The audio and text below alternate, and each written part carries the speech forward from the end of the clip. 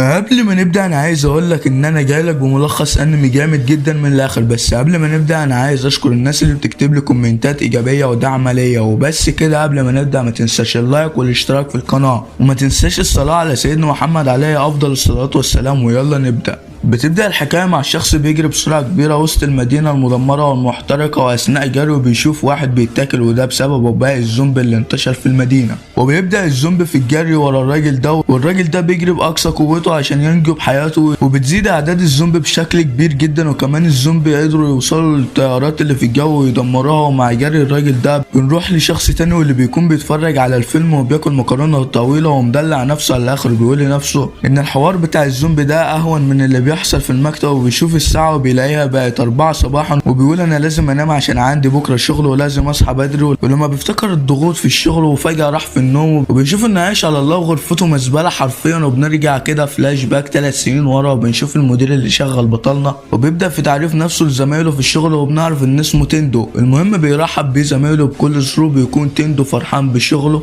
وبيوصلوا المدير للمكتب بتاعه، بيقولوا ان لو عنده اي استفسار يسأل رئيس القسم بتاعه. فبيسلم تندو على رئيس القسم، وبيخبط تندو في موظفه وبيوقع الملفات بتاعتها وبيتأسف لها، وبينزلوا يجيبوها من الارض هما الاتنين. واول ما بيشوفها تندو بيثبت في مكانه حرفيا من غير حركه بسبب جمالها. بتستغرب البنت من تندو، وبيديها تندو الملفات بتاعتها، وبتعرف الموظفه عن نفسها، وبنعرف ان اسمها ثوري. فبيرحب بيها تندو، فبتقول له ثوري لو احتجت مساعده في اي حاجه في الحسابات تعالى قولي. وبتسيبه وبتمشي. تندو ما كانش مصدق ان في جمال كده معاه. وبعد ما خلصوا الشغل في الشركه وبيروح مع زمايله يتعشوا، وبيكونوا عايزين يتعرفوا عليه اكتر، ولكنه مش بيكون مهتم. وبيكون بيفكر في ثوري وانه لازم يشتغل بجد واجتهاد ويوصل اعلى المراتب في الشركه عشان ثوري تهتم بيه. وبعد انتهاء العشاء بيقوم الكل وبيقول لهم تندو اشوفكم بكره. لكن بيتصدم لما بيطلعوا كارنيهات العمل وبيقولوا له يلا بينا على الشركه يا معلم. ولما بيروح الشركه ما بيكونش فاهم ايه اللي بيحصل، بس بيهتم بالشغل وبيفضل سهران لتاني يوم في الشغل لدرجه انه راحت عليه نومه ومش بيلحق ينام، وبيصحى على الشغل على طول. وبيبدأ تندو الشغل على المكتب بتاعه. بيقول لنفسه انا هرجع البيت امتى، وبيسمع واحد بيقول انا رايح اجيب العشاء، وشكل كده مفيش رجوع للبيت. وفي الاخر بيرجع البيت بعد يومين من الشغل. بيروح البيت وبيترمى على السرير من الاجهاد، وبيصحى على صوت المنبه ومش بيكون قادر يقوم، ولكنه بيقوم ومش بيكون عايز يروح الشركه دي. بس بيسترجع طاقته وبيلبس هدومه وبيروح الشغل بكل حماس. وبيقول انا ممكن في يوم من الايام اخد اجازه. فواحد بيقول له انت عندك اجازات، بس للاسف انا ما شفتش حد خد الاجازات دي قبل كده. وبيشوف 2 من الموظفين واللي باين انهم كانوا نايمين في الشغل. ولما راح تندو وزميلته عشان يسالوا عن حاجه في الشغل، رئيس القسم بيتين يزعق لهم، وبياخد باله ان كل زمايله واخدين بالهم من صحتهم على الاخر. دول قاعدين يضربوا مشروبات غازيه بس. وفي السنه التانية ليه في الشغل بيكون متعود على نوم المكتب، وبعدها بيقوم يكمل شغله. ولما بيشم ريحته بيقول انا لازم استحمى. وبيلاقي رئيس القسم بيقول له في شغل جوه زميلك سابه ومش هيدخل كمله. وبيكون تندو محبط لانه هيضطر يشتغل طول الليل والنهار. وفي اللحظه دي بتوصل ثوري واللي كانت جايبه الغدا لانه كان مشغول في العمل. وبيكون تندو سعيد لانها بتكون مهتمه بيه وبيشكرها. وفي اللحظه دي بينادي المدير على ثوري، وبنعرف ان هما الاثنين معنشمين سوا. ولما بيكون تندو راجع على البيت بيقول لنفسه انا ليه شغال في الشركه دي، وبيكون هيعمل حادثه على الطريق وهو ماشي. وكمان بيكون ماشي يتطوح. وفي السنه الثالثه ليه في الشغل بيكون الشغل ازداد عليه ومش بيخلص. وعمك الحاج رئيس القسم بيستمر في الزعيق. وبيرجع تندو البيت وهو محبط وحزين جدا، وبيكون عايش في المزبله بتاعته. بيشوف الاخبار واللي بتتكلم عن العمال اللي بينتحروا بسبب ساعات العمل اللي ما بتنتهيش. وبعدها بيكون هينام وبيقول لنفسه يا ريت انام ما اصحاش تاني. وبيرن المنبه وبيصحى تندو اللي عامل زي الزومبي ده. ولما بيكون رايح الشركه بيكون نسي يدفع ايجار المكان اللي بيركن فيه العجله بتاعته. فبيروح لصاحب العماره عشان يدفع الايجار، ولما بيخبط عليه مفيش حد بيرده. وبيكون عاوز يمشي عشان ما يتاخرش على الشركه، ولكن بيلاقي الباب مفتوح. فبيدخل المكان ولكن بينصدم صدمه كبيره لما بيدخل وبيلاقي صاحب العماره اتحول لزومبي وبيجري وراه. وبيجري تندو بكل سرعته من المكان، وبتزداد اعداد الزومبي. وبيهرب تندو من المكان وبيخبط في الباب ودماغه بتتصاب. وبيجري لسطح العماره، واول ما بيفتح الباب بيشوف طياره بتقع من السماء وبتكون على وشك انها تخبط فيه. وبيكون تندو سعيد من مطارده الزومبي ليه. ايه الواد المتخلف ده يا جدعان؟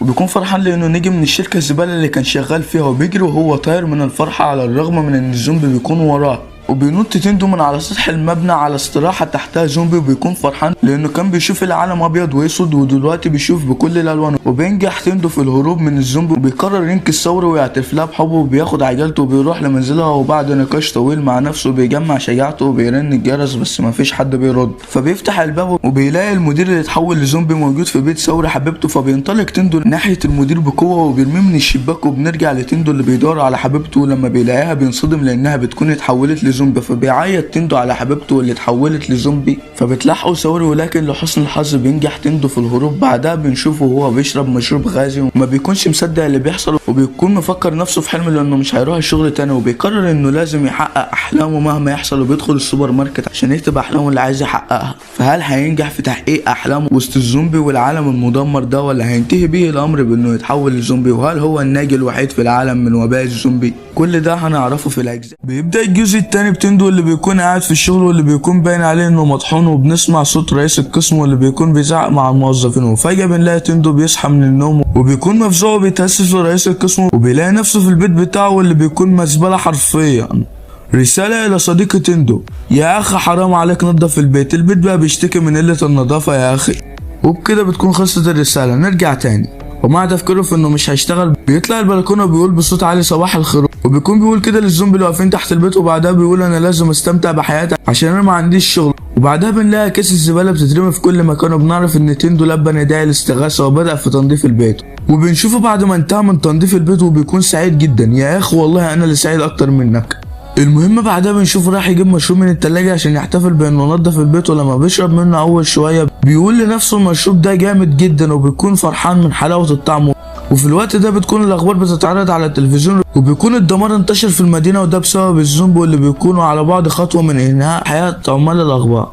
وبنشوف المذيعه لسه بتتكلم وبتقول كانت معكم سعديه سعيد من نشره الاخبار، وفجاه بنلاقي الزومبي بينقض عليها والنشره بتنقطع، وبنشوف تندو اللي بقى حاسس ببعض الخطوره، بس بعدها بيقول انه هيستمتع بحياته وهيفضل في الشقه النهارده. بس ده مش هيحصل، لانه لما بيروح يجيب مشروب السعاده بتاعه بيتفاجئ انه خلص، وبنلاقيه اتصدم صدمه ما اتصدمهاش قبل كده. وبعدها بيقرر يروح يجيب مشروب السعاده بتاعه من السوبر ماركت، وبنشوف في الوقت ده راجل ومراته محاصرين من الزومبي وبيكونوا مرعوبين جدا. ولما بيطلع البلكونه بيلاقي حرام البط تندو، وبيكونوا هما الاتنين واقفين ساكتين للحظه، وبعدها بيبداوا هما الاتنين في الصراخ، وبتيجي مرات الراجل تصرخ معاهم، بس بعدها بيقول لهم تندو ان ده امن مكان ينزل منه عشان الزومبي، وبيقول لهم ان هو رايح السوبر ماركت عشان يشتري شويه حاجات، وبيقول لهم لو عايزين حاجه هيجيبها لكم معايا. فبتقول له البنت على ورق الحمام، وبعدها بنشوف تندو اللي بيتحرك بالعجله بتاعته والزومبي كلهم وراه، ولكن بيوصل تندو للسوبر ماركت، وبنشوف ان في على جانب السوبر ماركت كاميرا مراقبه، وبتكون بتصور تندو وهو داخل السوبر ماركت. وبيدخل تندو المتجر، ولما بيكون بيتمشى في السوبر ماركت بيلاقي بنت من البشر بتكون بتشرب ميه وبتجمع بعض اللوازم للبقاء على قيد الحياه، وبيكون تندو محرج لانه بيكون مفكرها سمعته لما كان بيغني وهو داخل، فبيعمل تندو نفسه عبيط وبيرحب بيها وبيدخل يجيب اللي هو عايزه في احراج، ولما بيكون جنبها بيقول لها ما تجيب رقمك عشا. وبنشوف انها بتطلع تليفونها وبتقول له انا مش عايزه اتعرف على واحد مش مهتم بعواقب افعاله، وانه مش مدرك الخطر اللي هم فيه، فبتقول له انا اسفه مش عايزه اقلل فرصي في النجاه عشان كده انا مش هدي لك رقمي. وفجاه بنلاقي الزومبي اقتحموا المكان، وبنلاقي تندو بيحاول يعمل، لكن البنت بتشده بسرعه لانه بيكون في عربيه هتخبطهم، وبعدها بتسيبوا البنت وبتمشي، وبنشوف ان عجله تندو اتدمرت. وفي الوقت ده بيقول تندو لنفسه انا لازم احلل كل المخاطر، وان الحاجات اللي كنت بشوفها بتحصل في افلام الزومبي بتحصل دلوقتي. وساعتها بيلاقي موتوسيكل صغير على الارض، ولما بيكون ماشي بيقول انا ممكن اخد حاجه تانية اجمد عشان اركبها، وبالفعل بيلاقي موتوسيكل جامد من الاخر. وبعدها بيوصل للبيت وبيطلع على الماسوره بينادي على الجيران، لكنه بيتصدم لان الشقه بتاعتهم بتكون متدمره والدم في كل مكان، من الواضح انهم تم القضاء عليهم من قبل الزومبي. بيرجع للبيت وبيفضل يشرب وبيقول لنفسه انا ممكن اموت النهارده او بعد 60 سنه، وفي جميع الاحوال الوقت ده مش هيكون كفايه عشان احقق اللي انا عايزه. الحياه فعلا قصيره جدا. وساعتها بيفتح الكراسه بتاعته وبيكتب اول حاجه لازم اعترف بحبي للبنت اللي بحبها، وفعلا هو عمل كده، وبيفضل يكتب في كل حاجه نفسه يعملها. وتاني يوم بنروح للبنت اللي تندو قابلها في السوبر ماركت، وبيكون في بس شغال على التلفزيون. ايوه يا جماعه هي دي سعديه سعيد بتاعت ايوه يا جماعه هي دي سعديه سعيد، واللي بتقول محدش ينزل من بيته عشان الزومبي. فعلا معلومه مفيده. المهم البنت بتكون بتلعب رياضه عشان تحافظ على سلامها النفسي، وبتكون كمان بتحلل الزومبي لنوعين، نوع سريع ونوع بطيء، والزومبي السريع ده هو الاكثر خطوره، وبتقول لو عرفت النوعين دولت اول ما تشوفهم ففرصه نجاتها هتزيد جدا.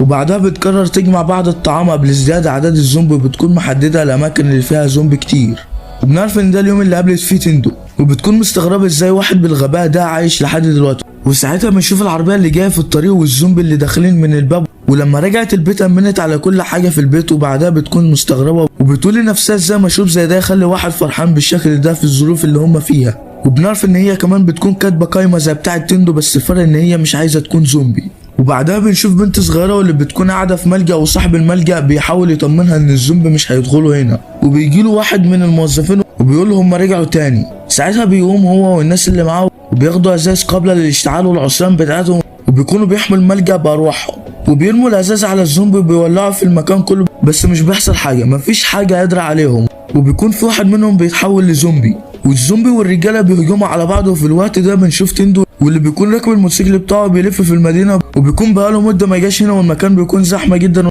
وساعتها بنرجع كده فلاش باك كام ساعة ورا في البيت عند تندو، وبنشوف ان دقنه طويلة، فبيقرر يجيب قلم ويرسم دقنه، ولكن في الاخر بيقرر يحلقها. وساعتها بياخد باله ان تليفونه رجع يشتغل والنت كمان يشتغل، وبيكون في ال3 سنين اللي فاتوا كان شغال وما كانش فاضل اي حاجة، وبيتمرن شوية. وبعدها بيقول ان هو بيقدر يستخدم النت عشان ما عادش حد بيستخدم الشبكة كتير زي الاول. ولما بيكون بيبص في التليفون بيشوف اسم صاحبه كينشو، وبيقول انه مستحيل واحد زي كينشو يموت بالسهولة دي. وبنشوف كينشو واللي بيكون محصل من الزومبي، وبتكون اخر شوية مية في الازازة خلصوا، وبيكون محبوس في الأوضة مع الزومبي دي، وبيكون على وشك انه يغمى عليه، ولكنه بيفتكر تندو، وبيكون بيسأل نفسه انا ايه اللي خلاني افكر فيه دلوقتي. وبنعرف ان هما كانوا اصحاب جدا في الجامعة، وفجأة بيرن التليفون بتاعه، ايوه ده تندو اللي بيرن عليه، وبيقول له تندو احنا بقالنا كتير ما تقابلناش. فبيرد عليه كينشو بتاعه وبيقول له انت مالك متحمس كده ليه؟ فبيقول له انا هحكي لك لما نتقابل. فبيسأله عن عنوانه، فبيقول له كينشو ان في شينجوكا. فبيقول له تندو انا جالك. فبيقول له كينشو ان المكان مليان زومبي. فبيقول له تندو انا هتصرف. وبنشوف تندو اللي بيكون ماشي في الطريق رايح له، وساعتها بنعرف ان هما كانوا اصحاب في الجامعه لمده 4 سنين، وبيقولوا ان هو كان اقرب واحد ليه، وبيقولوا ان كينشو اشتغل في العقارات بعد الجامعه، وكان الشغل بتاعه سهل جدا بسبب موهبته في الكلام.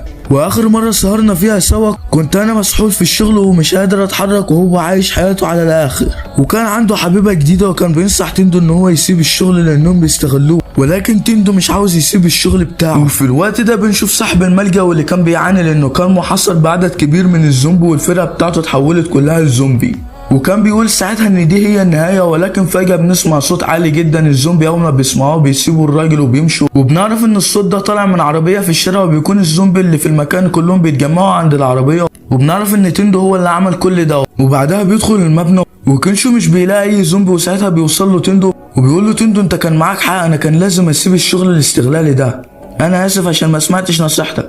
فبيقول له كينشو انت جيت كل المسافه دي عشان تقول لي الكلام ده، ولكن قبل ما بيكمل كلامه بيتفاجئوا بالزومبي اللي رجعوا من تاني، وساعتها بيقرروا يطلعوا على سطح المبنى، ولكن الزومبي وراهم مش هيسيبهم ابدا.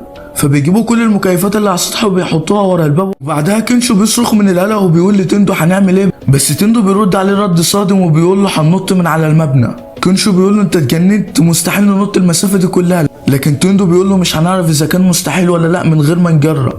وبينطلق تندو باقصى سرعه وفعلا بيقدر يوصل للمبنى التاني، وبيقول له انا وصلت، لكن كينشو بيقول له انا مش هقدر اعمل كده، وبيقول لي تندو انا عارف انك جيت عشان تنقذني لكن انا مش قادر، وقبل ما اموت انا عايز اقول لك على حاجه، انا في الحقيقه عمري ما كنت مستمتع بالشغل بتاعي، كان لازم اضحك في وش الناس واكذب عليهم كمان عشان اقنعهم بعقود الايجار السيئه، انا اسف يا تندو. لكن تندو بيقول له ما تزعلش، انت دايما كنت بتخلينا مبسوطين.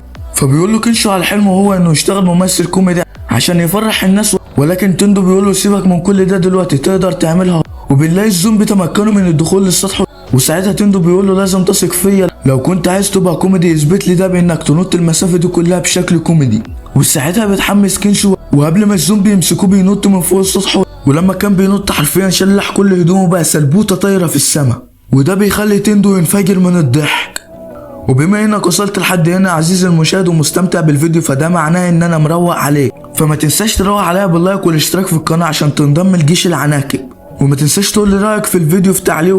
وبس كده، وبنرجع لكينشو واللي بيكون متشعلق في المبنى وبيقول يعني هي دي نهايتي، تندو امسكني يا ابن المتخلفه. وفعلا في اخر لحظه تندو بيقدر يمسكه ويطلعه، وبعدها بيقرروا يحتفلوا مع بعض، وتاني يوم بنشوفهم وهم عاملين مخيم على السطح، ودي كانت من ضمن الحاجات اللي تندو كان نفسه يعملها. وساعتها بيبدا في الاكل، بس بيقول الاكل ده جامد جدا، فبيقول لكينشو انت بتعرف تعمل كل حاجه عشان كده الكل بيحبك. لكن كينشو بيقول له انت مستغرب كده ليه يا ابني، اي راجل المفروض يتعلم الطبخ، وبيقول له اكيد ده سبب من اسباب عدم حصولك على حبيبه.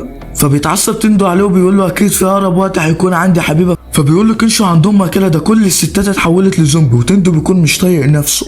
وبعدها بنشوف كينشو هو بيقول له انت عملت قايمه ب100 حاجه لازم تعملها قبل ما تبقى زومبي، وكمان كاتب من ضمن الحاجات ديت انك عايز تتعشى مع مضيف الطيران. فبيقول له تندو من بعد ما سبت الشغل وانا مقرر اعمل كل حاجه نفسي فيها. فبيقول له كينشو انت القايمه بتاعتك ما فيهاش 100 حاجه. فبيقول له كنشو انا ممكن اكتب الحاجات اللي عايز اعملها برضه في نفس القائمه بتاعتك، لكن تندو ساعتها بيقول له لا الناس كده هتفكر اني عايز ابقى زيك. فبيقول له كنشو مفيش مشكله، خليني اكتب الحاجات اللي عايز اعملها معاك في القائمه. وبيقول له عشان انت انقذتني انا هكون صاحبك في الرحله بتاعتك. فبيقول له تندو قشطه يابا 100 100، يلا بينا نروح السوبر ماركت عايز اجيب تلفزيون كبير. وساعتها بيركبوا الموتوسيكل ولما كانوا ماشيين بيسأل تندو كنشو بيقول له انت عايز تكون ممثل كوميدي ليه؟ فبيقول له كنشو انا بحب اتفرج على العروض الكوميديه اكتر من اي حاجه تانية من وانا صغير، كمان ده حلمي الوحيد. فبيقول تندو لنفسه طالما ده حلمه الوحيد انا حلمي ايه؟ وبيقطع تفكيره الطريق المسدود من اتجاه وعربيه مليانه بنزين واللي سايقها واحد من الزومبي. كنشو بيقول لتندو هنعمل ايه، لكن تندو بيفتكر البنت وكل اللي حصل في السوبر ماركت. وساعتها تندو بيتجنن وبيروح في اتجاه العربيه بسرعه كبيره جدا وبيطير من فوقها، وساعتها بتنفجر العربيه وبينزلوا تحت الارض. وفجاه بيلاقوا زومبي تحت الارض كمان. فبيقول له تندو في محل مقفول هناك لو قدرنا نوصل ساعتها هنلاقي التلفزيون اللي نفسي فيه. الله يخرب بيتك انت كل اللي همك وسط المعمعه دي التلفزيون. بس في اخر لحظه وقبل ما يتمسكوا من الزومبي بيقدروا يدخلوا المحل، ولكن بيلاقوا الناس مستخبين من الزومبي وبيكونوا مفكرينهم زومبي في الاول، ولكن بيعرفوا ان هم ناجين من الزومبي، ولكن الناجين بيكونوا مرعوبين لان الزومبي محصلهم من كل اتجاه. لكن كنشو بيهدوهم وبيقول لهم المكان مليان اكل وهنقدر نعيش كام يوم. وبعدها بيجمعوا اكل وبيقعدوا مع بعض وبيكونوا 3 بنات و3 شباب. وبيكون تندو كل همه ان هو يحقق حاجه من القائمه بتاعته واللي هو العشاء اللي كان نفسه فيه. فبعدها بيبداوا البنات في الكلام وبنعرف ان هم مضيفين طيران. وساعتها بنشوف ان الزومبي بيكسروا في الباب عشان يدخلوا، وبنشوف تندو بعد تفكير طويل وبيقول انا لازم ما اضيعش الفرصه دي من ايدي. وساعتها بيروح لوحده وبيقول لها انت عندك حبيب ولا لا؟ فبتقول له تصدق انت واد بارد وما عندكش دم، ده وقته.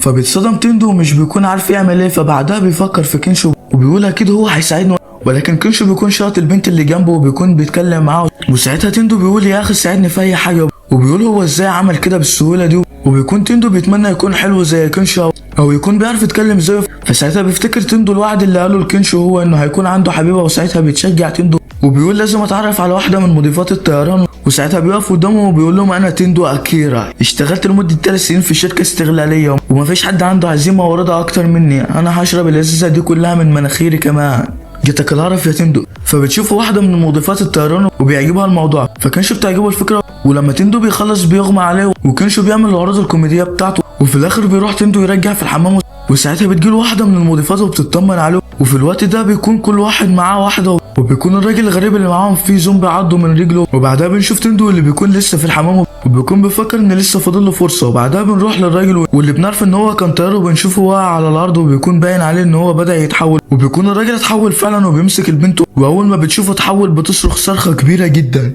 كانش ساعتها بيسمعه. وفي الوقت ده تندو بيقول للبنت اللي معاه انت ليه كنت قلقان عليا كده؟ فبتقول له عشان انت كترت قوي في الشرب. وتندو بيكون مستغرب عشان هي بتكون طيبه جدا وبتقول انا كنت عايز اجاوبك على السؤال بتاعك، انا فعلا عندي حبيب وانا فقدت الاتصال بيه من زمان، لكن انا متاكده انه حي وهنلاقي بعض قريب. وتندو اتصدم بعد سماع الكلام ده وبيكون هين عليه يعيط. وفي الوقت ده بيكون كنشو والبنت اللي معاه راحوا عند البنت اللي صرخت وبتكون فعلا اتحولت لزومبي بعد ما الراجل عضها. وكنشو بيتصدم اول ما بيشوفها وفجاه بتهجم عليهم لكنه بيتفاداها وبتعض البنت اللي كانت معاه وبتهجم عليه تاني لكنه بيضربها ضربه قويه جدا وبيكون فاكر انه قتلها. وساعتها بيروح بينا المشهد عند تندو والبنت اللي معاه على السلم وبتقول له انت اشتغلت في شركه استغلاليه لمده 3 سنين مش كده؟ انا كمان دي السنه الثالثه ليا في الشغل، عشان كده انا فاهمه وحاسه كل حاجه انت بتقولها. الشغل ده بيتطلب جهد جسدي ونفسي كبير جدا، ولكن انا فضلت شغاله علشان كنت فاكره ان حياه المسافرين بتعتمد علينا. ومن كام يوم راجل عجوز اتعصب علينا عشان طيارته اتاخرت وده ضايقني جدا وبدات اشك في الشغل بتاعنا، وفي النهايه ده كان غلطي، انا فكرت ان ده حلمي. فتندو بيقول لها في حالتي انا كنت بدور على اي شغل، كنت بتمنى اني اشتغل في شركه انتاج لان ده كان شغل كويس، لكن هما فعلا كانوا مختلفين جدا عن اللي انا تصورته ودايما استغلاليين. ولكن بعد التفكير في الموضوع الحاجات اللي كان نفسي فيها حاجات عاديه كل الناس بتعملها، ولو كان حلمك انك تكون مضيف الطيران